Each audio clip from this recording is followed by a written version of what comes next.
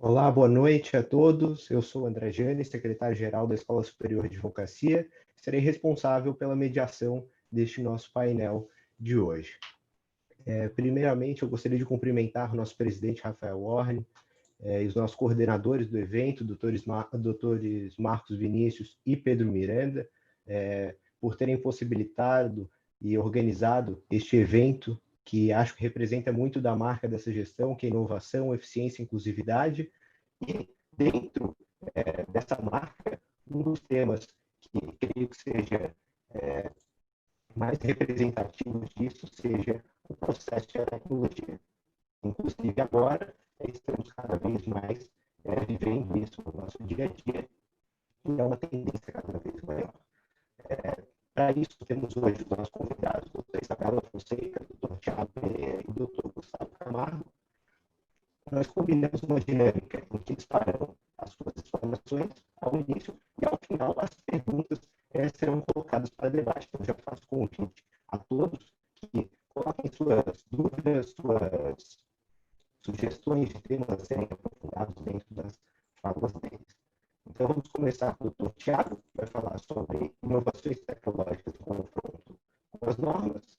Depois, a doutora Isabela falará sobre inteligência artificial na advocacia e finalizaremos com o doutor Gustavo falando sobre LGPD e judicialização, que acho que está bastante atual o tema, né? Então, dando início, temos a fala do doutor Tiago Gustavo Pereira, que é advogado, professor da Escola da Magistratura do Paraná, mestre em Direito Econômico pela PUC no Paraná e conselheiro estadual do OAB de Santa Catarina. Doutor Tiago, a palavra está com o senhor.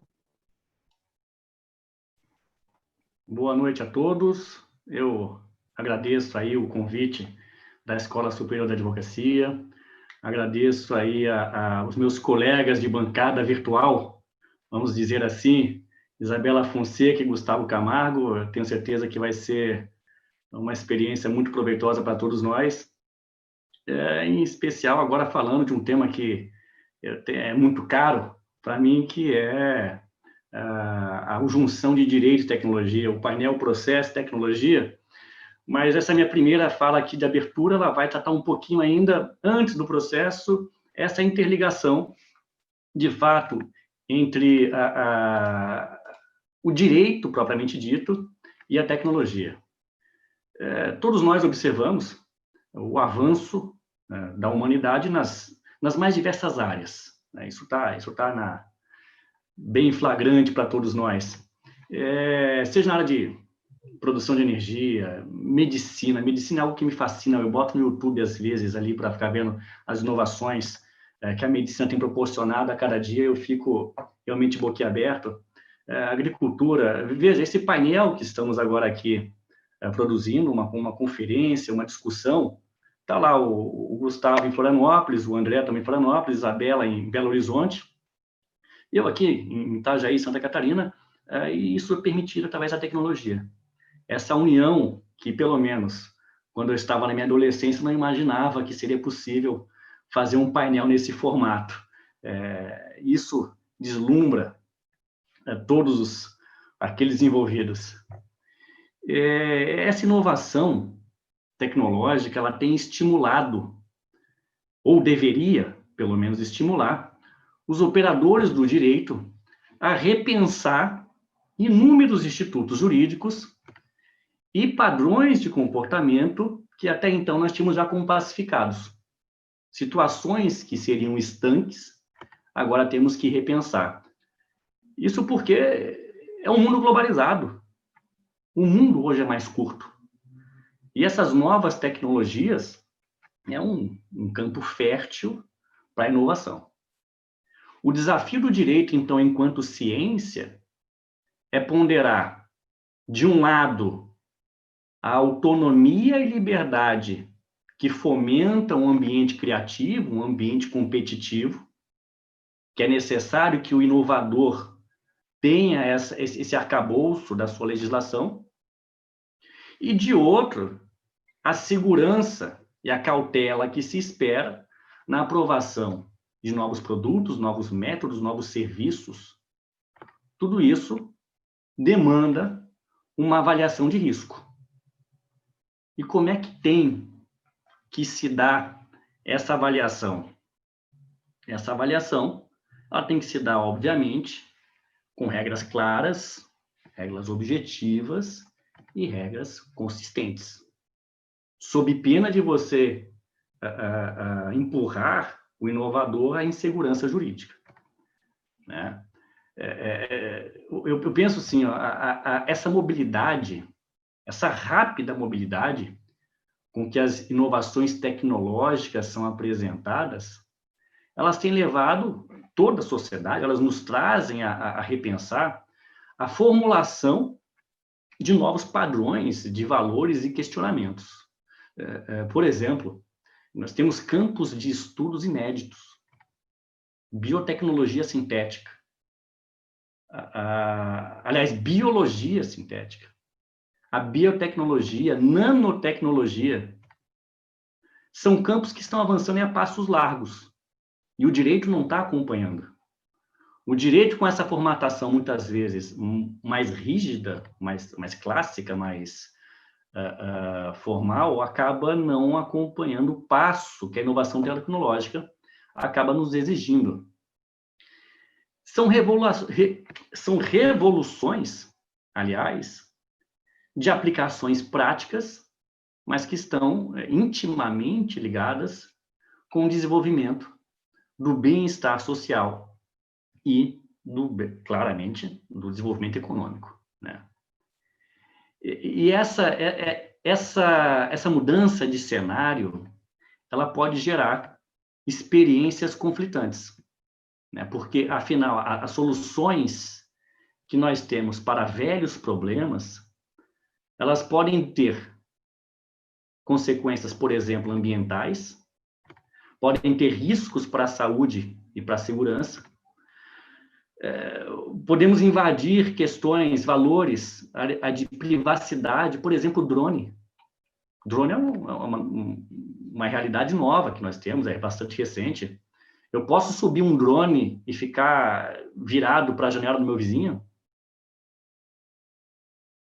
A norma já diz o que fazer, né? Nós não temos essa resposta atualmente na legislação aqui. E até onde que eu posso também proibir? Até onde eu posso regular? É um tema bastante atual. Você veja como nós estamos nessa situação de pandemia. Eu estava andando no carro e liguei lá o rádio, passando na Hora do Brasil, que todo mundo ouve, né? Tava só eu ouvindo isso aí. E aí tinha um certo deputado, estava na tribuna, dizendo que se alguém, por exemplo, no Brasil, descobrisse ali a cura, né, da Covid, o Estado brasileiro deveria simplesmente tomar essa inovação tecnológica e distribuir para todo mundo de graça. Aí eu fiquei pensando, imagina eu, farmacêutica, indústria farmacêutica, com o rádio ligado, ouvindo esse pronunciamento, pensando, estou investindo lá milhões em uma inovação, esperando pelo menos o retorno, né, e me vem um deputado lá dizer que a ideia é a quebra da patente, para que todo mundo possa... Claro, é uma situação que você vai ter um conflito ali, mas essa é a situação que nós temos, que o direito muitas vezes não nos dá resposta. Novas situações, por exemplo, qual é o limite legal, por exemplo, da clonagem humana? O que a nossa legislação diz isso hoje? Quais são as normas? E não estou falando de limites éticos, estou falando de limites legais. Por exemplo, eu posso copiar alguém,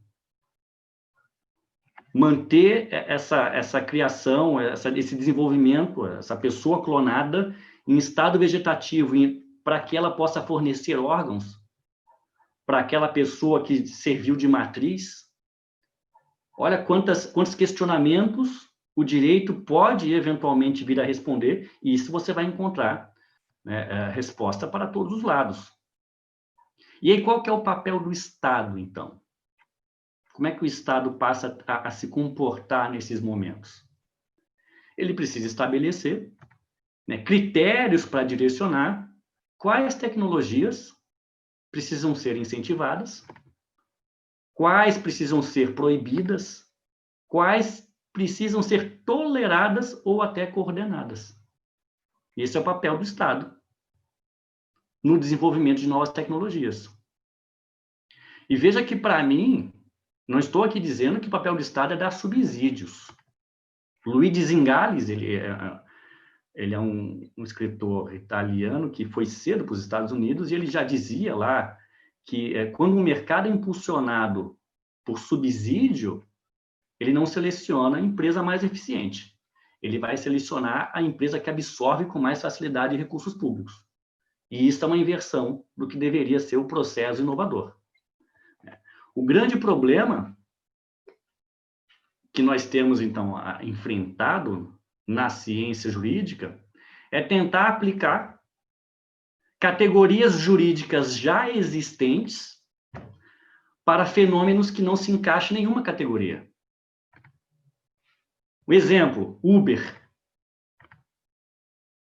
Tentar aplicar a regra de táxi. Ou pior, dizer que os motoristas que decidiram baixar o aplicativo, que decidem quando pegar a corrida, que decidem quando trabalhar, são empregados da Uber. Qual que é o incentivo da empresa? Se aplicar essa legislação brasileira tão restritiva para o empregado. Airbnb. Tentar aplicar a regra do setor hoteleiro. Uma situação também completamente fora do padrão. E você veja também, um exemplo clássico, você tem o desenvolvimento daquele Segway. Todo mundo viu aqui no shopping. Nos shoppings tem lá o segurança, normalmente, aquelas duas rodinhas, ele fica equilibrado na plataforma, de um lado para o outro, no shopping. Na Europa, quando isso foi desenvolvido, eles não sabiam se isso seria classificado como automóvel, por ser motorizado, se era uma bicicleta, se era uma motocicleta. Então, quer dizer, tentar utilizar regras normativas de situações que já conhecemos a situações completamente inovadoras. E o que é inovação? O que é, afinal, a inovação? A inovação é a capacidade de você criar ou aplicar novas ideias, transformando em resultados que vão acabar melhorando o bem-estar da sociedade. Seja novos processos, novos produtos, novos serviços. E essa inovação pode ser só de melhoramento ou até disruptivo, completamente diferente. Situações novas. O Gustavo vai tratar aí de uma situação completamente nova de proteção de dados. A Isabela vai tratar sobre, por exemplo, a inteligência artificial aplicada no processo. Quem imaginar, quando eu comecei minha faculdade, pelo menos, nunca ia imaginar que ia estar um robô lendo petição, sugerindo contestação, olha que loucura, fazendo minuta de decisão para o julgador depois validar se seria isso ou não. Olha que loucura, olha o que precisamos enfrentar.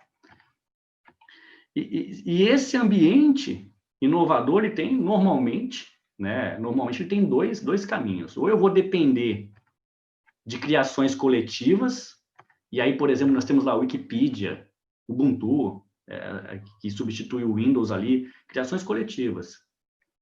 Ou eu preciso fortalecer, e aqui, de novo, eu insisto na atuação do direito, fortalecer a proteção de direito de propriedade intelectual. Ora, como é que eu vou investir numa inovação se eu não tenho garantia de retorno? A menos que eu esteja falando numa criação coletiva. Mas como eu vou investir se eu não tenho a retribuição por ter me disposto, por ter perdido meu tempo, dinheiro, para criar algo que ninguém pensou? Um grande problema que sempre enfrentamos aí é o carona, é o free riding. É aquele cara que se beneficia de uma externalidade positiva, quer dizer, uma ação promovida por terceiro, sem ter uma contraprestação por aquela criação, então eu vou gerar um subaproveitamento desse recurso. Claro, não é algo absoluto. Ponderações são necessárias a se fazer. Por exemplo, quando nós falamos de direito de propriedade, duas naturezas conflitam entre si. De um lado, você pode entender que a proteção de propriedade intelectual ela estimula novas criações.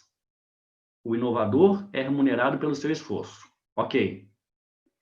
Mas há quem defenda, e aqui eu só faço o contraponto para que seja conhecido o argumento, de que essa proteção de propriedade intelectual limita o uso dessa criação e reduz a novas inovações a partir dessa criação. É uma forma de pensar fora da caixa. Por isso que a propriedade intelectual normalmente tem um prazo ali dessa garantia de exclusividade. Quem defende isso, por exemplo, que aqui menciona esse fato, é a professora Márcia Carla Pereira Ribeiro, que foi minha orientadora na PUC do Paraná. Então, veja, o direito à propriedade intelectual é uma fonte de inovação. Ponto. Isso aí não se discute. Nós observamos que países, esses são dados de depósitos de patentes, países que têm níveis frágeis de proteção à propriedade intelectual, elas têm um número muito menor de depósitos de patente. Então, não há incentivo a você ter criação em países frágeis do ponto de vista de propriedade intelectual. Ora, um empreendedor, aliás, ele vai empregar recursos, tempo e energia quando existe uma perspectiva de lucro. E quando essa perspectiva ela for maior do que o seu custo marginal, o seu custo de produção.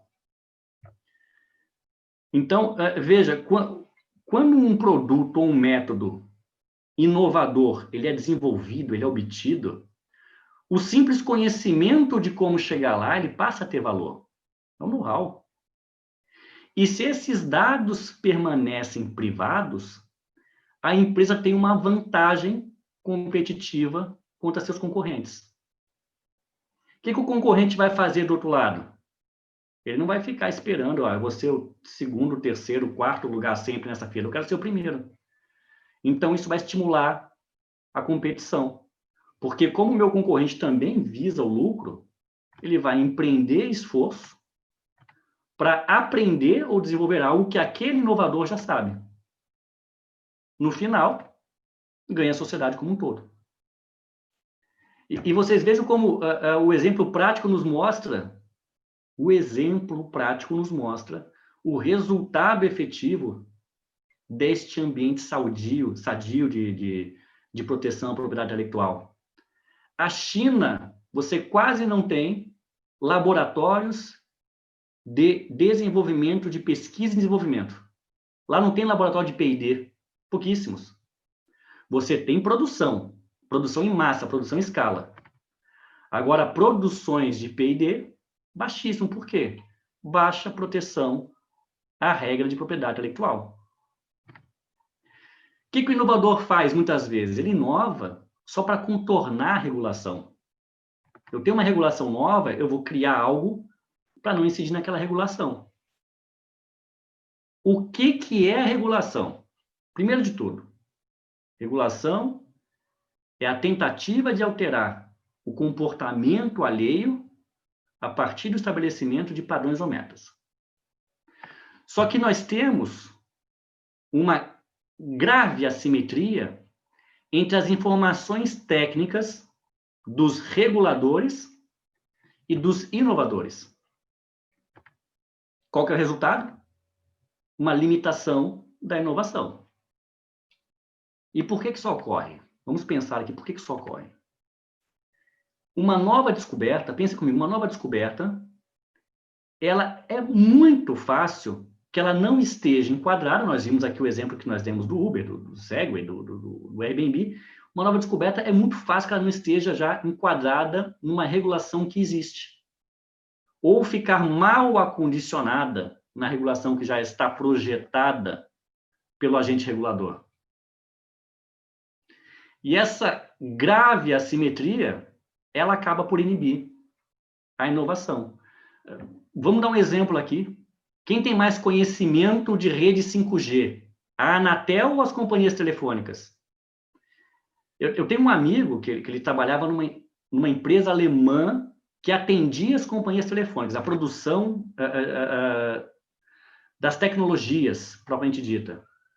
E aí ele me falou que ele foi transferido para o Brasil, pegou uma regra da Anatel e falou, isso aqui foi importado da Europa, Só que esta norma que tem 10 anexos, só uma se adequa ao que existe no Brasil.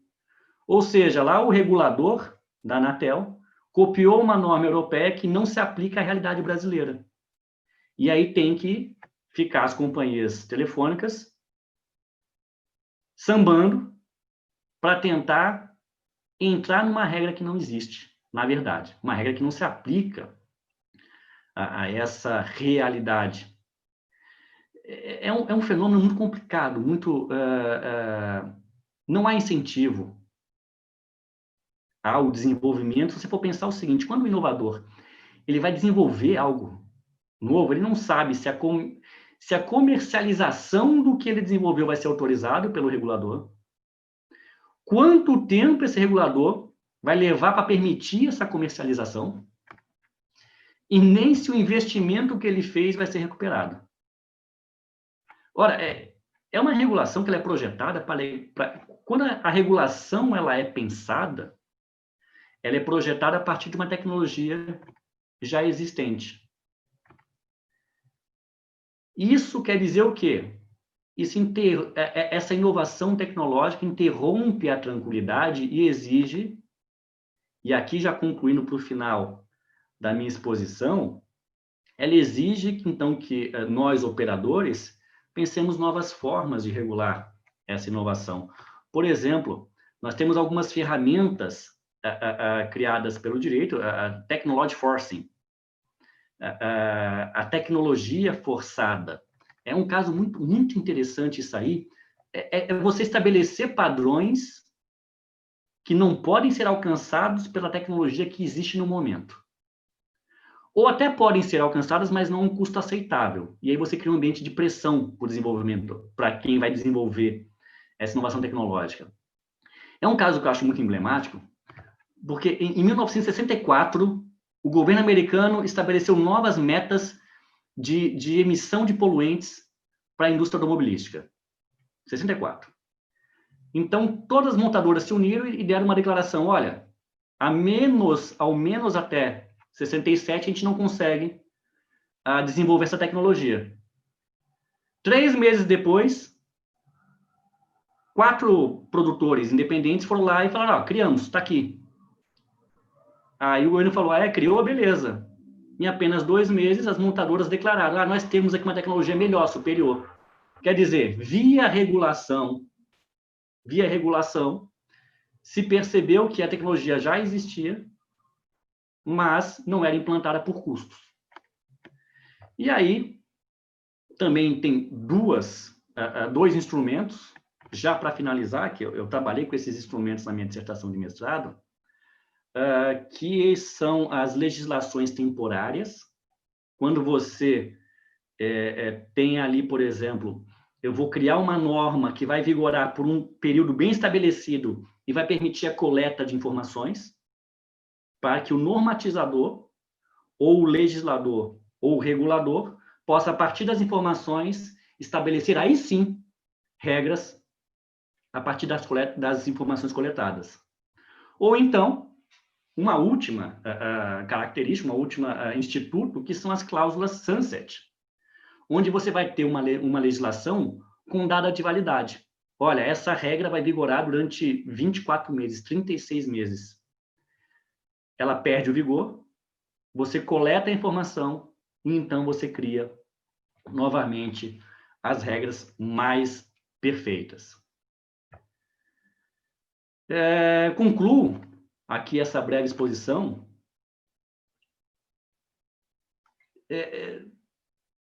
incentivando todos aqueles que estão aqui assistindo a pensar como criar um ambiente inovador, como criar um ambiente sadio para que novas tecnologias nasçam, novas ideias nasçam.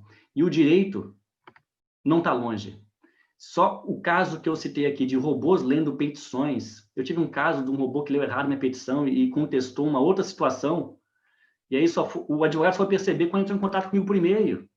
Então, quer dizer, qual que é o próximo passo? Até onde que o direito vai acompanhar e até onde que a nossa realidade enquanto advogados será influenciada pela tecnologia.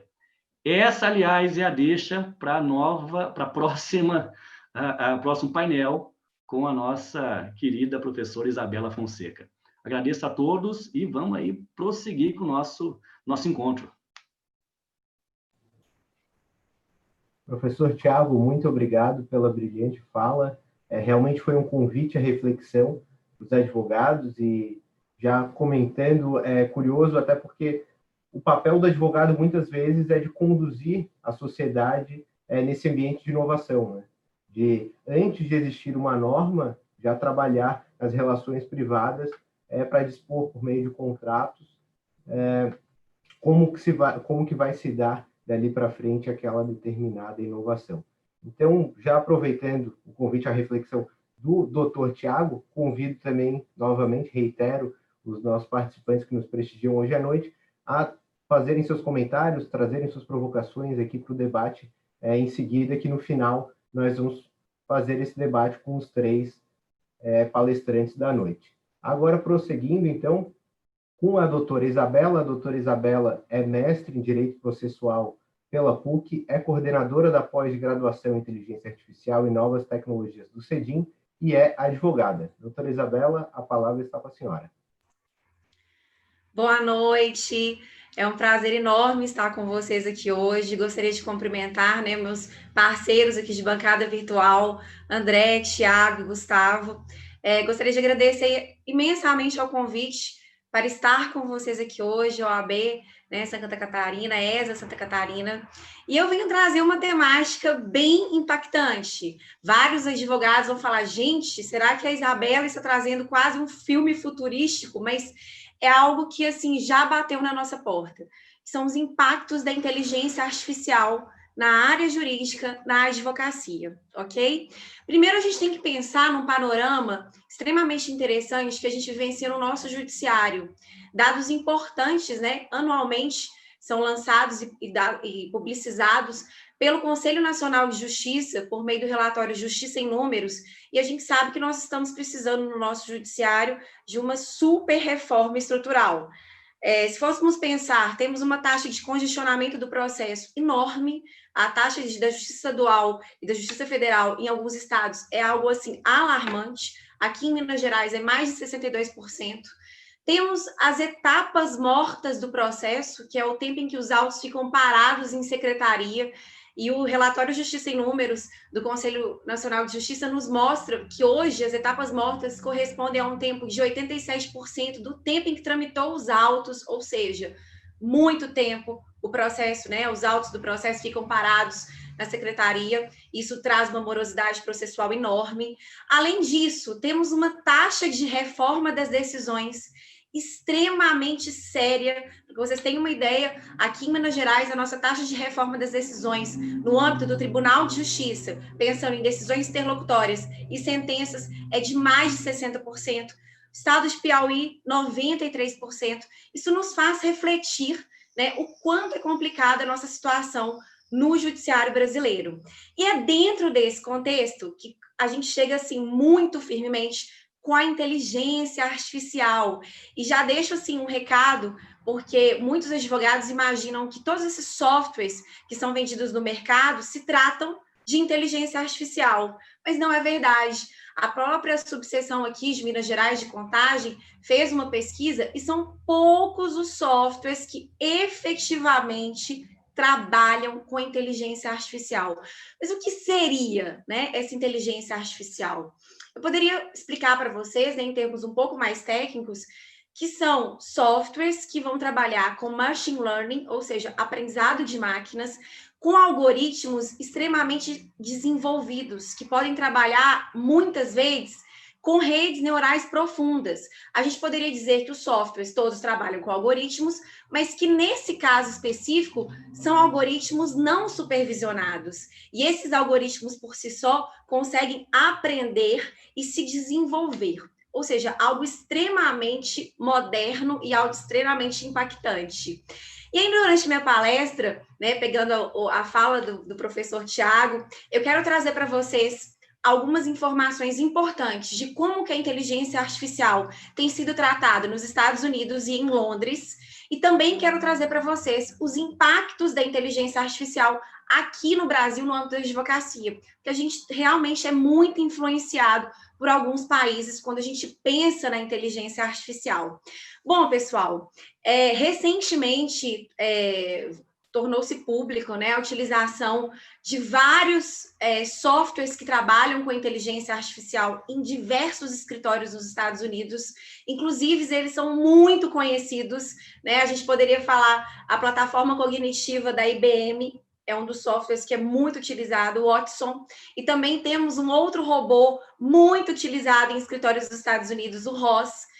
E se eu contar para vocês o que esses robôs andam fazendo em grandes bancadas dos Estados Unidos, é de assustar. O Thiago falou, nossa, uma produção de uma peça, né, uma produção de uma tese para o juiz, eles fazem além disso e muito mais.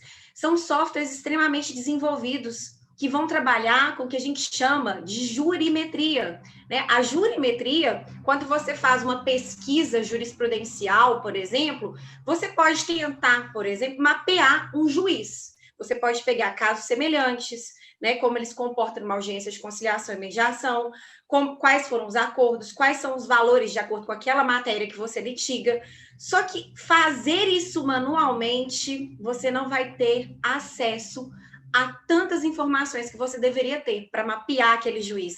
Por meio da jurimetria e do Big Data, que é o acesso a milhões de informações, o Ross, o Watson, acessam bilhões de informações em instantes, mapeiam todo aquele juiz que vai julgar aquelas causas daquele determinado escritório e traz um panorama, um prospecto, como se diz, de todo o comportamento ali processual. O que a gente pensa quando a gente fala sobre isso? É lógico que esses grandes escritórios nos Estados Unidos que utilizam desse tipo de inteligência artificial começam a ter uma litigância estratégica devido ao uso da inteligência artificial. Mas eles fazem mais do que isso, além da jurimetria e ter acesso a todas as decisões naquele país em instantes, conseguem efetivamente produzir teses assim, na integralidade, e não somente em demandas de massa, porque muitas pessoas pensam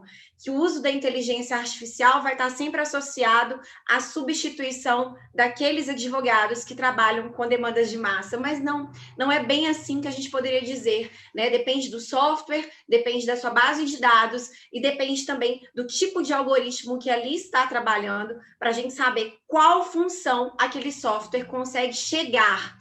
Pois bem, então, lá nos Estados Unidos nós temos o Ross, o Watson, fazendo não só essa análise preditiva de decisões, também produzindo peças processuais, produzindo acordos, produzindo contratos, e você pergunta para os gestores desses grandes escritórios, dessas grandes bancadas, qual a função do advogado nesse panorama? Eles falam, queremos o nosso advogado na gestão, queremos o nosso advogado no contato com o cliente, não queremos o nosso advogado perdendo tempo com uma questão de pesquisa, não queremos que o advogado perca mais tempo com questões burocráticas e até mesmo uma produção de peça que pode vir para ele pronta, muito bem feita e às vezes até mais exitosa.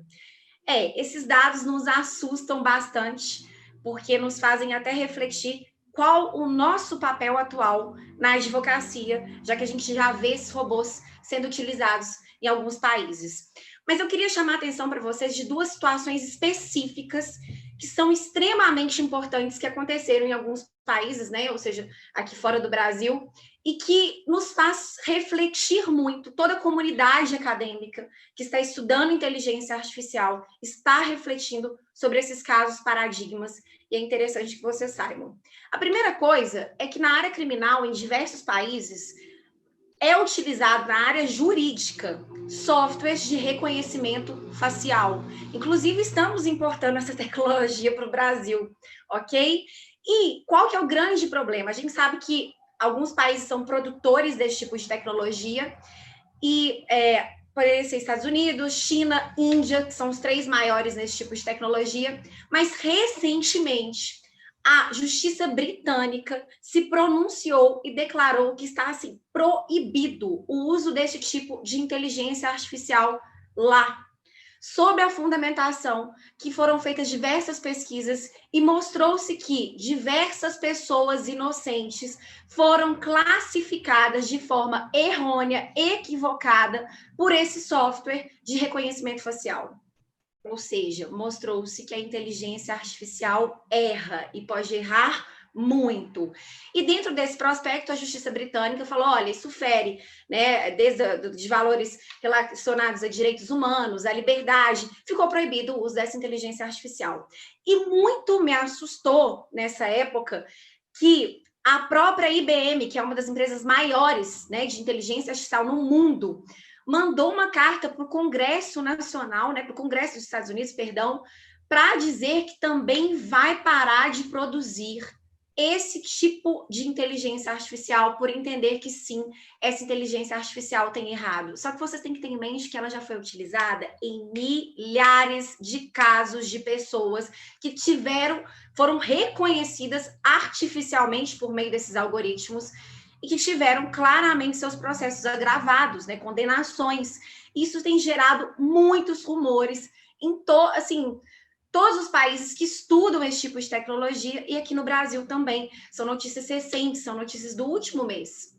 Outro caso que nos chamou a atenção com o uso de novas tecnologias, principalmente de inteligência artificial, e vai fazer vocês refletirem muito sobre a inteligência artificial na área jurídica, é um caso que foi famoso nos Estados Unidos, do Eric Lomas, né, de um software, o Compass, ou Compass, enfim, que é utilizado por diversos juízes nos Estados Unidos para averiguar se aquela pessoa, né, aquele réu, tem chances de reincidência, evasão, periculosidade.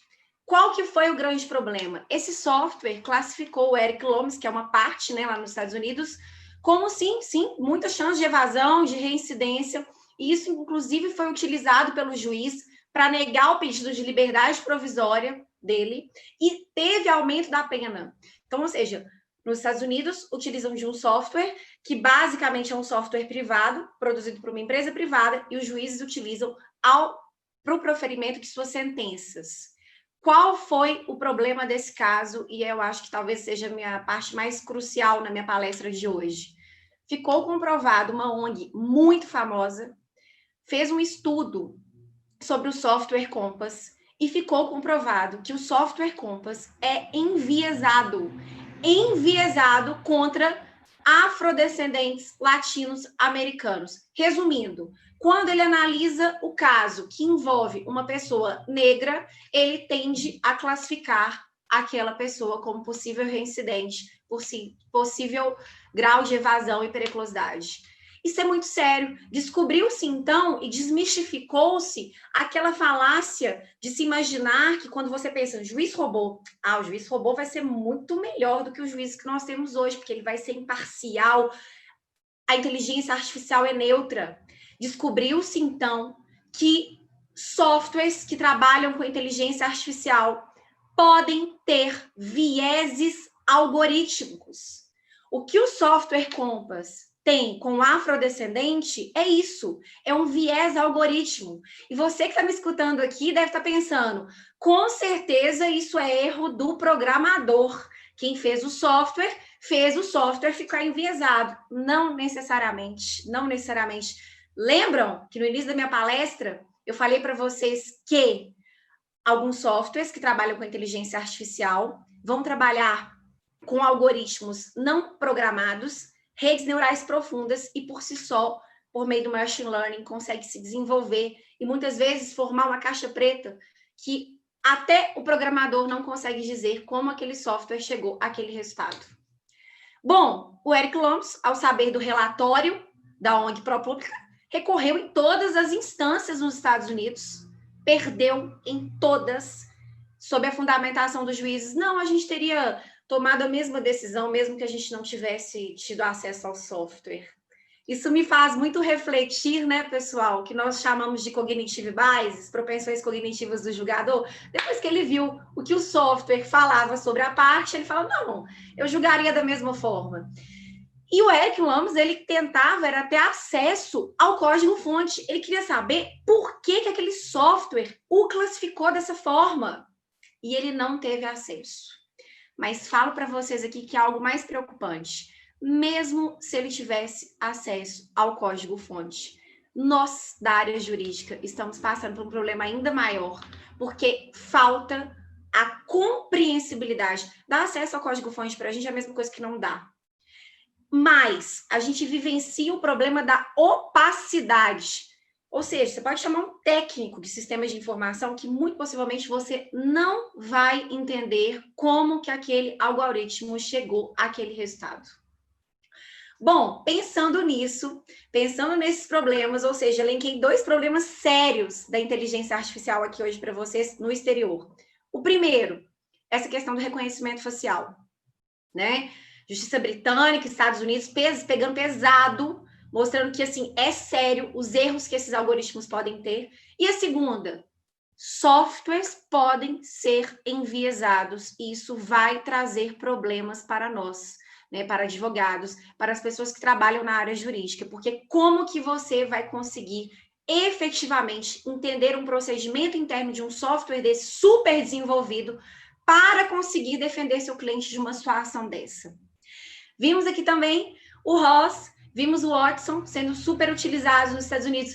E o Brasil? Vocês já pararam para pensar como que nós estamos aqui? Qual o panorama da nossa advocacia?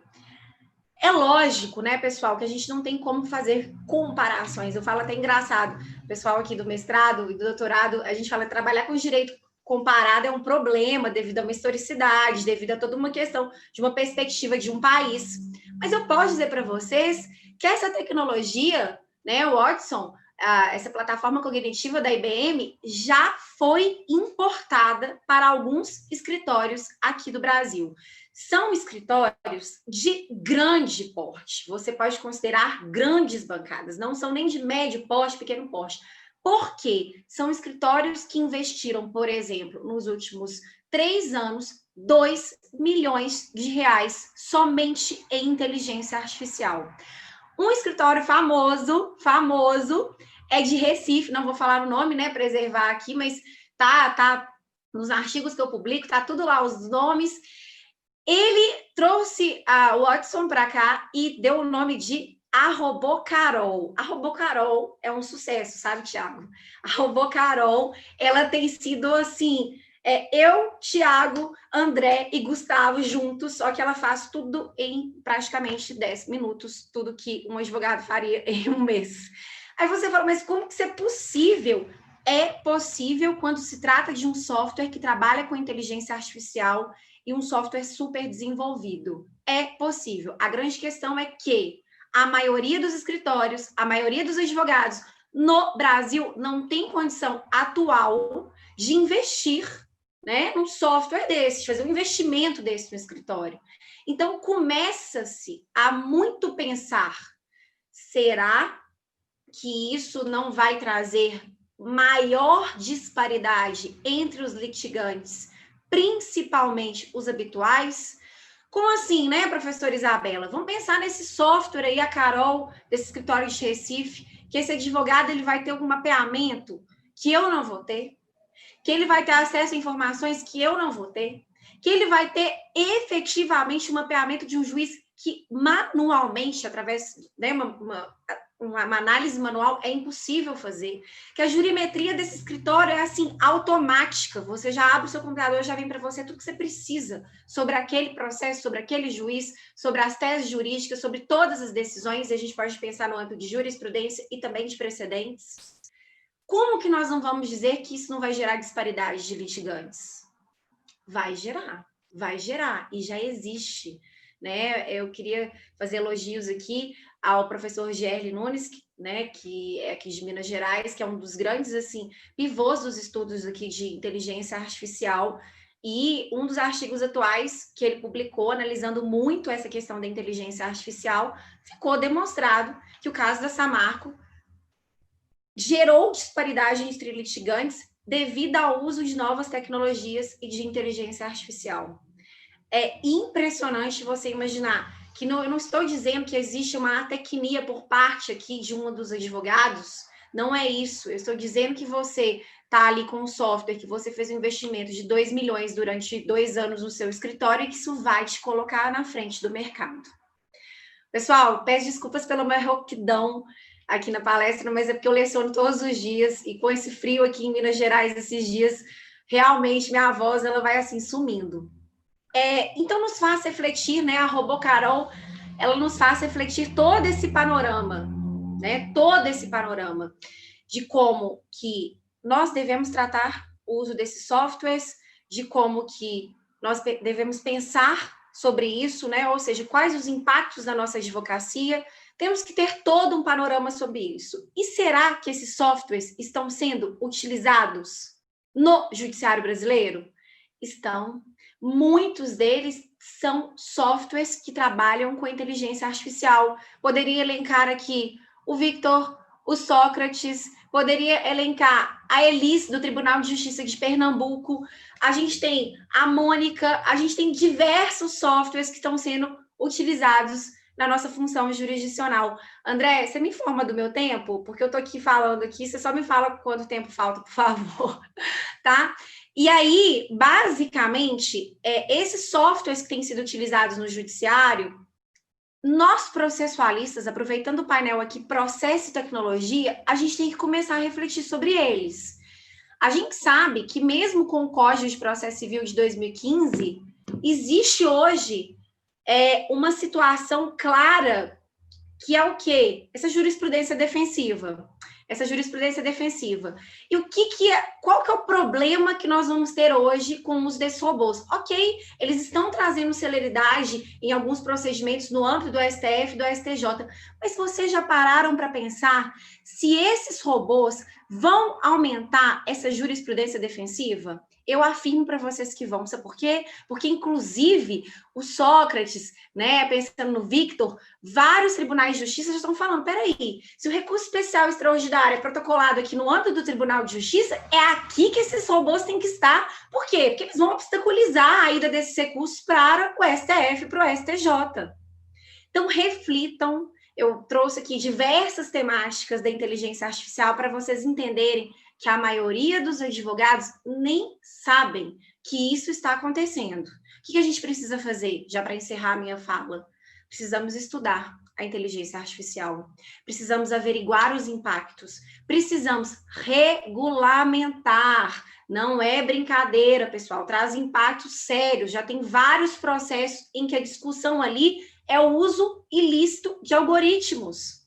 E nós precisamos estar realmente por dentro dessa temática para que a gente vire pessoas mais técnicas e para que a gente saiba lidar com uma situação dessa, quando um cliente nosso, né, uma pessoa próxima, precisar de uma atuação no âmbito da inteligência artificial. Foi um prazer estar com vocês. Obrigada, André. Parabéns, Thiago, pela sua fala. E agora eu vou passar a palavra para a próxima palestra, né, o Gustavo. Abraço, pessoal. Muito obrigada. Obrigado, Isabela. Fala muito rica e intrigante. Ao final, vamos então debater esse tema e nos aprofundar um pouco mais. E agora passamos, então, para a última explanação da noite, Dr. Gustavo Camargo, que é advogado, coordenador do curso de especialização em Direito Digital, Inovação e Novas Tecnologias da Católica de Santa Catarina, cientista da computação pela Unicamp e mestre em Direito pela UFSC. Gustavo, a palavra está com você. Boa noite a todos. André, queria iniciar agradecendo à OAB Santa Catarina, na pessoa do presidente Rafael Horn, também aos coordenadores do evento, Dr. Marcos Vinícius e Dr. Pedro Miranda, você, André, que trabalha incessantemente também na ESA, estendo a você os agradecimentos. Gostaria de cumprimentar meus companheiros de bancada virtual aqui, Tiago e Isabela. E eu fiquei com um assunto que a gente acabou decidindo em cima da hora, né, André? Uma mudança de assunto porque o cenário mudou, né? E falar hoje um pouco sobre judicialização e LGPD, que é um assunto que ganhou força bastante força desde ontem, né, com a decisão do Senado de considerar prejudicado o artigo 4º da MP 959, que tratava do adiamento da LGPD. Com isso, o projeto de lei de conversão da MP seguiu em frente, né, sem a previsão de adiamento, o que faz com que a LGPD entre em vigor impreterivelmente no máximo 15 dias úteis, até porque os autógrafos do projeto de lei de conversão já chegaram no Planalto, então o prazo para a sanção e veto já está correndo a partir de hoje. Então, o que a gente sabe é que em setembro a LGPD estará em vigor. E ontem também, do Diário Oficial de hoje, para falar a verdade, foi publicado o decreto que institui a Autoridade Nacional de Proteção de Dados. Mas entre a publicação do decreto, né, e a efetiva operacionalização da Autoridade Nacional de Proteção de Dados, existe um tempo, né? Um tempo que é muito mais largo, né, muito mais extenso do que os próximos 15 dias úteis, que são o prazo para a entrada em vigor da LGPD. O que cria uma circunstância bastante interessante e bastante desafiadora, que é o fato de que boa parte da regulação que ficou a cargo da Autoridade Nacional de Proteção de Dados vai ser efetivamente realizado pelo Poder Judiciário. Então, existe uma previsão realmente de uma judicialização intensiva, principalmente nesse começo, acelerada, muito acelerada, pela ausência da Autoridade Nacional de Proteção de Dados e dos padrões regulatórios que se esperavam da própria atuação da autoridade. E uma coisa que é interessante é que, apesar das sanções administrativas que poderão ser aplicadas pela Autoridade Nacional entrarem em vigor apenas em agosto de 2021, a responsabilidade civil, em termos de tratamento de dados pessoais, passa a valer com a entrada em vigor da LGPD. Então, o Judiciário vai ser incitado a se pronunciar sobre violações relativas à privacidade e proteção de dados nos termos da LGPD. Então, a gente tem um cenário de muita insegurança, né? Até porque a falta da autoridade cria um cenário de não regulação infralegal bastante crítico, e nós vamos começar a ver o Judiciário se pronunciar sobre os pontos da LGPD e em uma série de áreas de maneira bastante contundente, né? Então, eu separei um pouco aqui alguns impactos, né, de intensificação da judicialização, e eu queria passar para vocês, né, passar para todos um pouco desses cenários. E eu separei esses cenários em 4 grandes cenários, né? O primeiro, as relações de consumo, né? O tratamento de dados nas relações de consumo. E aí a gente fala do tratamento de dados não apenas nas relações de consumo digitais, né? Mas em toda relação de consumo que há realmente um tratamento de dados pessoais, né? Nas relações com o varejo, nas relações em si com as plataformas digitais. Então, o tratamento de dados pessoais hoje é muito intensivo, né, nas atividades de marketing, e a gente vai ver uma movimentação dos próprios titulares, né, na busca de garantir os seus direitos, não só a garantia dos direitos previstos na LGPD, né, no artigo 18 da LGPD, no rol de direitos, e no rol de direitos tem o direito à transparência, de conhecer as operações de tratamento, de acesso, de poder acessar, né, o direito de revogação do consentimento, quando o tratamento é feito baseado no consentimento, de exclusão dos dados tratados com base no consentimento, mas também de exigir que o tratamento de dados pessoais seja feito de maneira lícita, né? Então, o consumidor vai poder pleitear, né, e indagar, né, o controlador, né, o fornecedor, no caso da relação de consumo, se aquelas operações de tratamento acontecem dentro das regras estabelecidas pela LGPD. Né? Se eu tenho uma base legal para fazer aquele tratamento, né? se existe uma finalidade definida, se aquele tratamento é necessário, se o controlador ou fornecedor garante o nível mínimo de segurança dentro das expectativas do titular de dados, do consumidor, com a insegurança, inclusive, de definir para as relações de tratamento de dados pessoais se estamos diante de uma responsabilidade objetiva ou subjetiva no tratamento dos dados pessoais, porque, no final das contas, estamos falando de relações de consumo, né? Então, existe um potencial de judicialização muito grande e sim, de responsabilização das empresas por tratamento ilícito de dados ou por não garantia dos direitos dos titulares de dados bastante grande a partir de agora, a partir da entrada em vigor da LGPD. Então, a não existência das sanções aplicáveis pela Autoridade Nacional de Proteção de Dados não deixa a situação muito mais confortável para os controladores e operadores, para as empresas, principalmente, que fazem tratamento de dados pessoais, porque elas podem ser responsabilizadas conforme previsto na LGPD, sempre que houver violações, geração de danos ou violações de responsabilidade civil de uma maneira geral. Então, nas relações de consumo existe uma preocupação muito grande, nas operações de marketing que são intensivas de dados pessoais também existe uma preocupação bastante grande com a judicialização e a falta de parâmetros estabelecidos pela Autoridade Nacional de Proteção de Dados, mas também não é o único ponto onde há um grande potencial de judicialização. Infelizmente, muitas pessoas têm a ideia de que, quando a gente fala de proteção de dados, a gente está falando de proteção de dados só de consumidores, não é? Mas a LGPD trata de titulares de dados como qualquer pessoa natural, né? Então, toda pessoa natural, independente da relação que ela tem com o controlador de dados, com quem faz o tratamento dos seus dados, né, ela tem direitos e tem a possibilidade de exigir o tratamento lícito dos seus dados. Então, no âmbito da Justiça do Trabalho, a gente também vai poder observar um aumento da judicialização.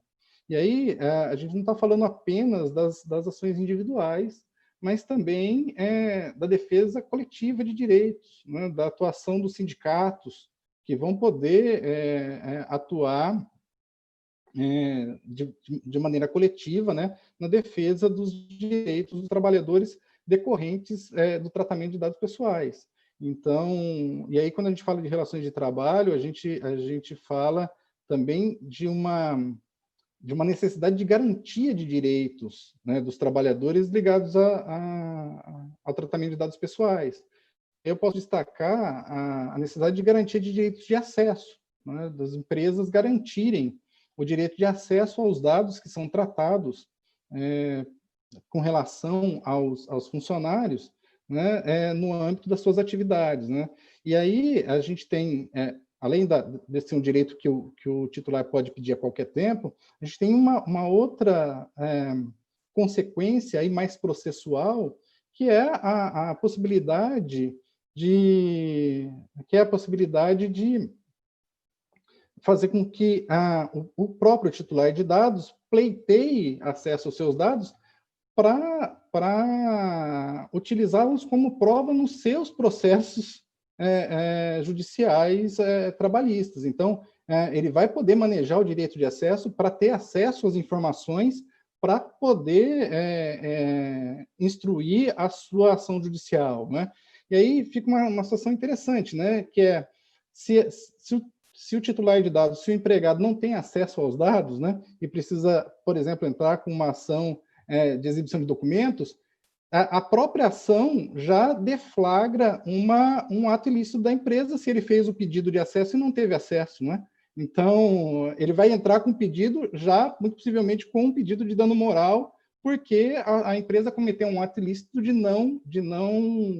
violação do seu direito de acesso, né? Porque é um direito garantido pela LGPD. Então, a dinâmica processual também vai mudar. A LGPD cria uma nova dinâmica processual, e essa dinâmica processual de acesso às informações também vale para as relações de consumo, né? Então, o titular de dados, o consumidor, também vai poder pleitear o acesso aos dados do fornecedor para poder instruir uma ação contra o fornecedor. Então, é importante que a gente tenha em mente que, e aí falando de processo e tecnologia, que a LGPD também muda o jogo do processo. Não é? Então, eu tenho uma outra ferramenta, né, para fazer uma constituição de prova mais robusta, né, manejando o direito de acesso, manejando o direito,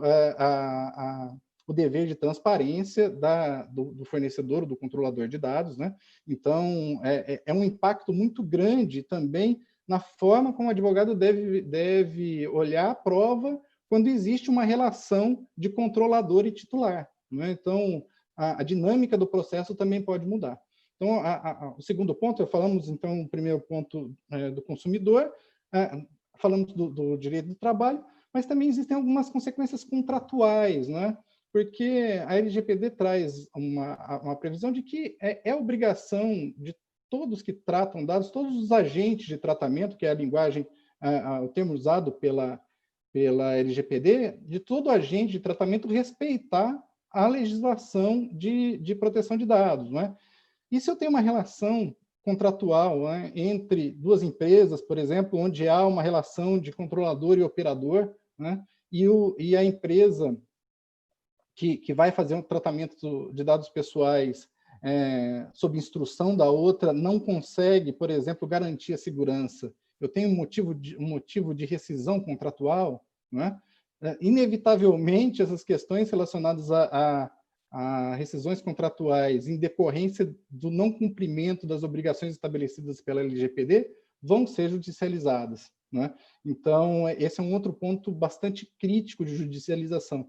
E aqui a gente não está falando só de relações de empresas com empresas de TI ou de fornecedoras de software, não. Relações de empresas, né, com outras empresas, onde há troca de dados pessoais, né? A relação da empresa com o escritório de contabilidade, por exemplo, se o escritório de contabilidade não conseguir garantir a segurança dentro das expectativas do titular, não é? É uma relação onde há troca de dados intensa, né? E entre o contratante e o contratado. Esse contrato pode ser rescindido porque o contratado não garante a segurança dentro dos padrões aceitáveis ou não respeita a legislação de proteção de dados. Então, todas essas questões, né, contratuais, por não cumprimento de obrigação legal decorrente da LGPD, tende a ser judicializado, e aí o judiciário vai ter que se pronunciar sobre essas questões. Quer dizer, é possível fazer esse tipo de rescisão contratual, é um motivo, né, real para você quebrar um pacto contratual, mesmo que ele tenha sido constituído antes da entrada em vigor da LGPD ou antes mesmo da aprovação ou promulgação da LGPD, é um fato que o judiciário vai ter que se pronunciar, apesar de parecer óbvio de que qualquer empresa precisa respeitar o ordenamento jurídico para colocar em mercado os seus produtos e serviços. Então, essas questões vão ter que ser decididas e também um grande potencial de judicialização nas relações contratuais e no direito empresarial. E chegando na última relação, que eu acho que é bastante importante e pega num ponto que muitas vezes é negligenciado na LGPD, na minha opinião, pelo menos, que é a relação das empresas, né, dos controladores de dados pessoais, né, com os seus fornecedores de TI. Né? O artigo 49 da LGPD traz uma previsão de que todo sistema que realiza tratamento de dados pessoais precisa garantir a segurança, né, boas práticas de governança e o atendimento aos princípios de tratamento previstos na LGPD.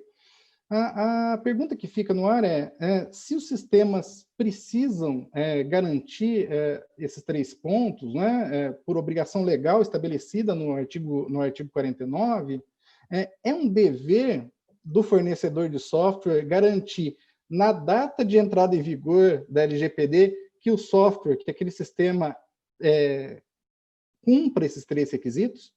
Me parece que sim, me parece que é uma obrigação, é um dever do fornecedor de software garantir para o seu cliente que o seu sistema atende ao artigo 49, né? E aí, até pela maneira como tudo aconteceu, né? As mudanças recorrentes de datas, né? De entrada em vigor, a falta de parâmetros decorrente da falta da Autoridade Nacional de Proteção de Dados, a gente tem um cenário onde muitas empresas não conseguiram se adaptar, né? Muitos fornecedores não conseguiram se adaptar. E aí, como proceder nesse caso, né? A empresa vai ser obrigada a fazer, né? O contratante pode fazer uma rescisão de contrato porque há violação do 49, né? No caso de uma não conformidade, isso pode causar problemas para o controlador? Me parece que pode causar problemas para o contratante, né? Porque no final das contas ele não vai conseguir atender os requisitos da LGPD. Então, eu acho que esses 4 pontos dão uma visão bastante ampla do cenário que a gente vive hoje, de uma potencial judicialização bastante intensa, né? E que não se resume lá nas relações de consumo, como pode parecer à primeira vista, né? De que a LGPD é uma legislação que se foca no consumidor e no uso dos dados do consumidor, né? E sempre com aquela ideia de que é uma legislação que vale para grandes tratadores de dados, para as big techs, né? Vale para elas, mas vale para toda empresa, né? Toda empresa que faz tratamento de dados tem que seguir a LGPD. E aí a gente tem um outro ponto de insegurança bastante grande, que apesar da LGPD trazer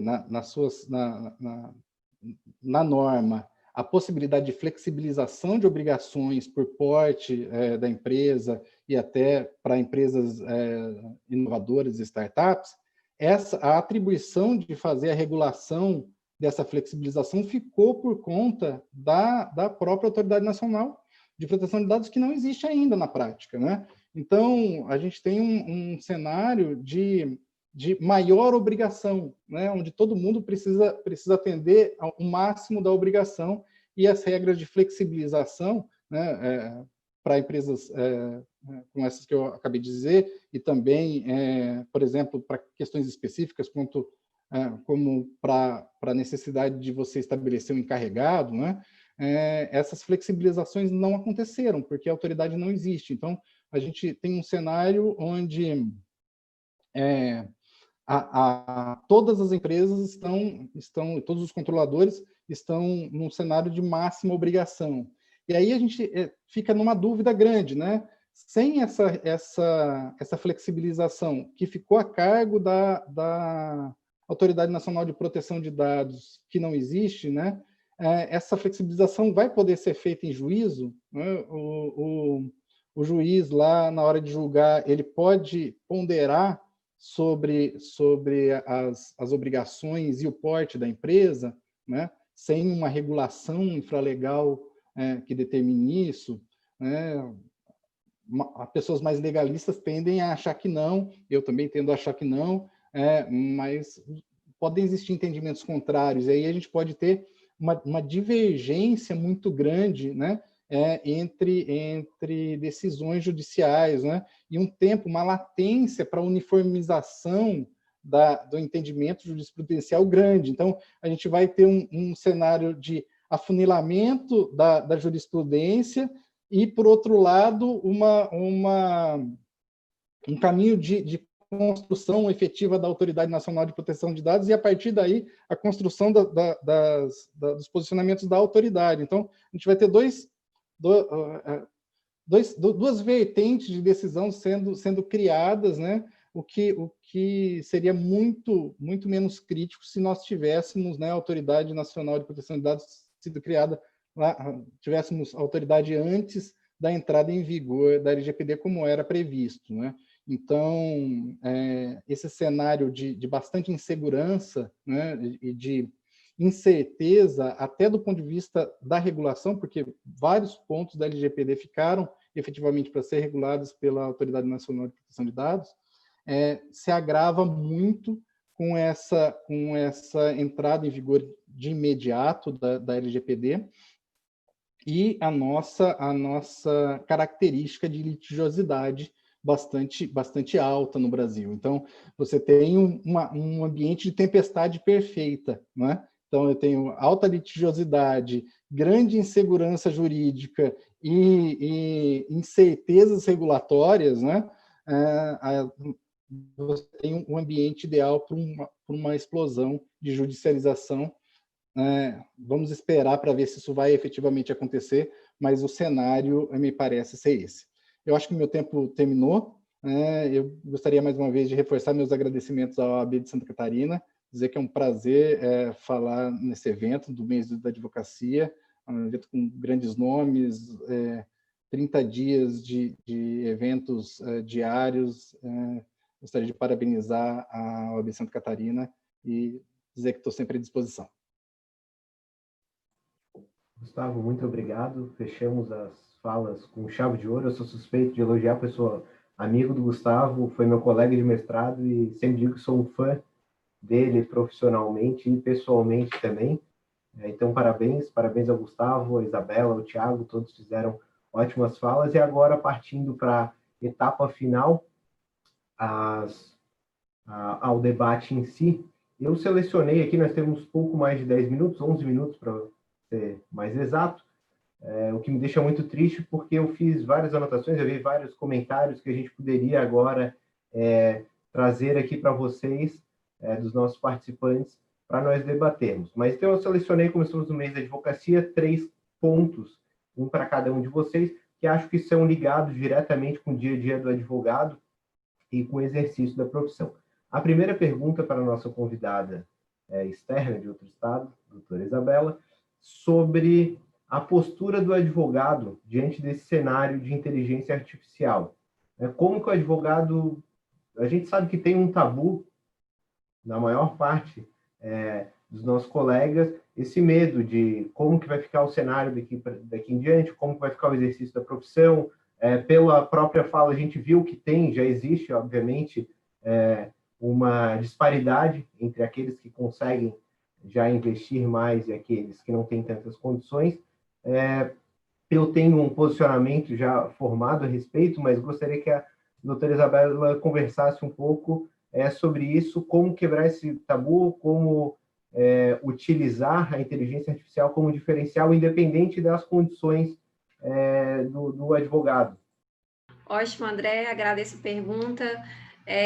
Então, teve uma pesquisa da Fundação Getúlio Vargas de São Paulo que ela tentou assim, abordar quais seriam assim, os profissionais que seriam mais impactados na área jurídica com o uso da inteligência artificial. Inegavelmente, a gente tem 3 pilares: os estagiários, os advogados júniores até 5 anos de experiência, controllers, controladorias, assim, a gente sabe que grandes escritórios investem bastante em controladoria, mas também são profissionais que tendem a ser substituídos. O que essa pesquisa nos reflete? Que nós não somos Estados Unidos, né? Nós somos ainda um país pouquíssimo desenvolvido no investimento dessas tecnologias. A gente está formando, assim, várias startups, legal techs, só que a grande questão é que a nossa estrutura, a estrutura dos escritórios não são, assim, tão amparados para um grande investimento como esse. Então, a princípio, André, não tem assim, essa preocupação assim, tão alarmante, vou ser substituído pelo robô, né? Não. O que a gente tem que ter em mente é o seguinte: essas grandes bancadas, que são grandes bancadas que trabalham atualmente com demandas de massa, demandas repetitivas, de fato, elas já estão trazendo alguns resultados sobre o uso dessa inteligência artificial, né? A gente tem um escritório que recentemente divulgou e falou, olha, no momento que a gente começou a utilizar a inteligência artificial, a gente demitiu metade do número de advogados e conseguimos aumentar para mais do dobro o número de carteira de processos que a gente abrangia. Então, o que um profissional, né, que se depara com essa situação, com esse cenário, deve fazer, na minha percepção?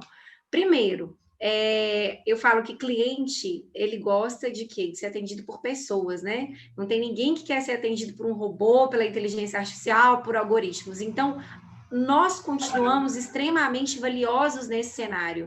Nós continuamos extremamente valiosos, mas nós precisamos ser profissionais diferenciados. Não adianta, as pessoas acham que essa formação, né, essa formação tradicional, hoje, ela é o suficiente. Tanto não é, André, que a gente está vendo um movimento assim tão inverso nas redes sociais, a gente está vendo como que as pessoas hoje usam a forma de captação de cliente por meio das suas redes sociais, através do marketing jurídico digital.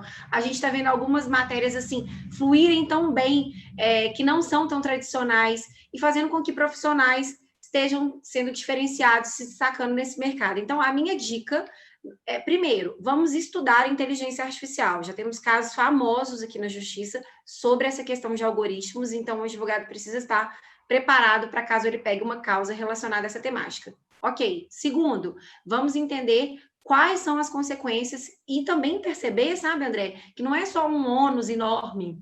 A gente está vindo com um bônus bem grande. Essa questão da jurimetria é um avanço, André, assim, indiscutível, indiscutível. É você parar de perder tempo com pesquisas, é você parar de perder tempo com questões burocráticas. Então, a inteligência artificial traz, sim, ganhos para a nossa área. E, ao mesmo tempo, joga essa bola para a OAB. Acredito que a OAB vai ter que entrar com força aí, né, para tentar trazer uma certa regulamentação. Inclusive, a gente teve recente agora alguns princípios trazidos pelo Poder Judiciário, ou seja, a gente começa a ter a nossa comunidade acadêmica, a nossa comunidade jurídica, dialogar mais sobre essa temática, para que a gente, pelo menos, pense em regulamentá-la. Muito obrigado, Isabela. Bastante esclarecedora a fala.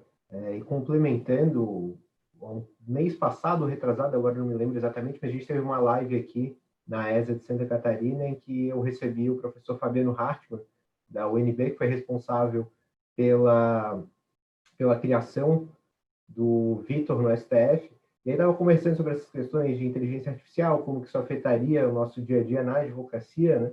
E acho assim que uma frase que condensa bem essa ideia de que só é substituído por robô quem trabalha como robô.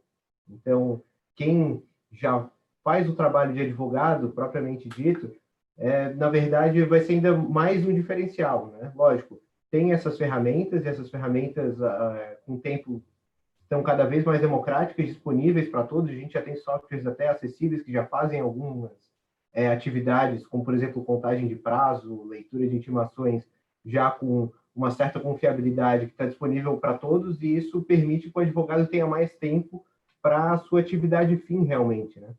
Então, é uma oportunidade, lógico que é um desafio, mas é uma oportunidade para todos os advogados.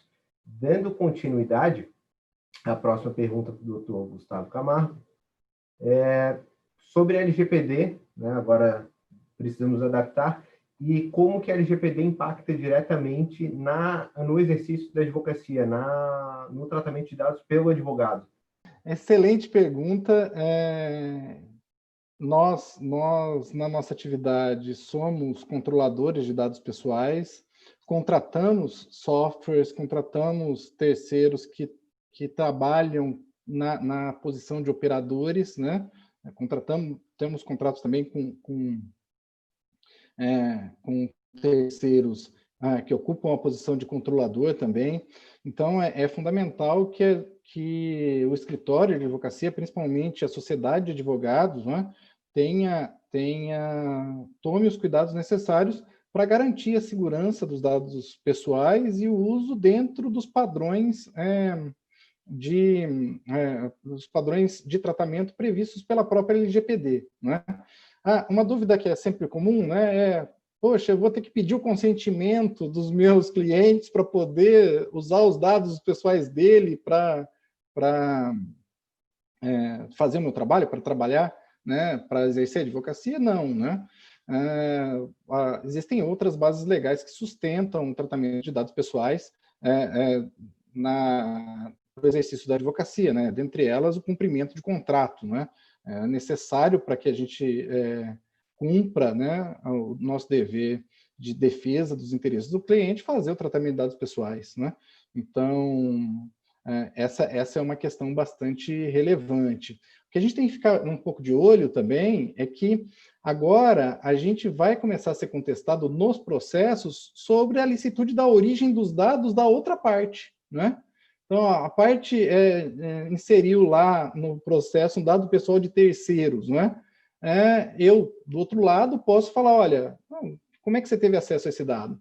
Se esse dado, se você não tem uma fonte lícita para esse dado, essa prova é ilícita, né? Então, manejar o processo a partir da LGPD, né, sempre essa questão, né, é olhar a legislação, né, o ordenamento jurídico sob a ótica da LGPD, né? Então, como que eu olho o processo e a prova, né, sob a ótica da LGPD, como eu olho o CDC sob a ótica da LGPD, a CLT com a ótica da LGPD. Então, isso vai mudar a dinâmica, né? Então, no exercício da advocacia, a gente tem que ficar de olho, né? Nas demandas novas que vão aparecer, na forma da gente manejar dados pessoais dentro do processo e também na forma como nós manejamos os dados pessoais na nossa atuação nos escritórios, nas sociedades de advocacia. Então, muda bastante para a gente, né? Não cria um cenário de absoluta insegurança, porque temos base legal que sustenta os tratamentos de dados pessoais que fazemos, né? Então, não temos um problema crítico de legalidade, mas temos outras questões a serem trabalhadas de segurança de dados pessoais, de não extrapolar, né, o uso dos dados pessoais, né, utilizar os dados para finalidades que não foram inicialmente previstas, né? Então, a gente precisa tomar vários cuidados com relação à proteção de dados pessoais e agora, como diz o Fabrício Mota, né, uma referência nessa área de privacidade e proteção de dados, né? Temos todos 15 dias úteis para atingir o compliance, né? Então, esse é um cenário bastante difícil, né? Principalmente para as empresas e para as sociedades de dados que não começaram a se preparar ainda. Muito obrigado, Gustavo. Para finalizar, então, estamos nos nossos minutos finais. Agora, a pergunta para o Dr. Tiago Pereira.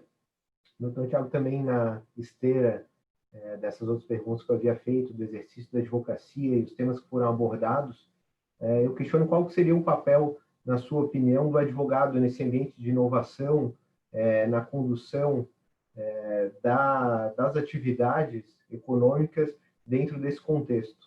Obrigado, André. Eu tenho uma formação do direito sempre com análise econômica do direito, né? Eu gosto de fazer essa vinculação, esse aspecto, essa análise do ponto de vista de quais será a repercussão econômica, efetivamente, daquela norma. E eu penso que o papel, não só do advogado, mas do operador em direito em si, é não ficar, como é que eu vou te dizer assim, preso em padrões antigos, em pensamentos antigos. Ele precisa se modernizar. Ver o fenômeno da inovação com outros olhos, pensar fora da caixa e entregar soluções diferenciadas. E seja atuando preventivamente com o seu cliente, né, porque o advogado, na parte consultiva, não só litigiosa, ele vai ter que assessorar o seu cliente inovador. Olha, você está criando algo que é totalmente fora do que existe de regulação. Não existe categoria para você. Como é que a gente vai tratar essa situação? Então, esse é o que exige do advogado, vamos dizer, uma criatividade tão grande quanto a do seu cliente inovador. Esse é o papel que eu espero aí do operador do direito. Muito obrigado, Tiago. Então, encerrando esse último painel do dia de hoje, gostaria de agradecer a todos, agradecer aos participantes que nos prestigiaram com a sua audiência, os nossos palestrantes que disponibilizaram o seu conhecimento, a transmissão do conhecimento com a advocacia catarinense. E espero que em breve possamos estar juntos presencialmente. Então, uma boa noite a todos e até amanhã.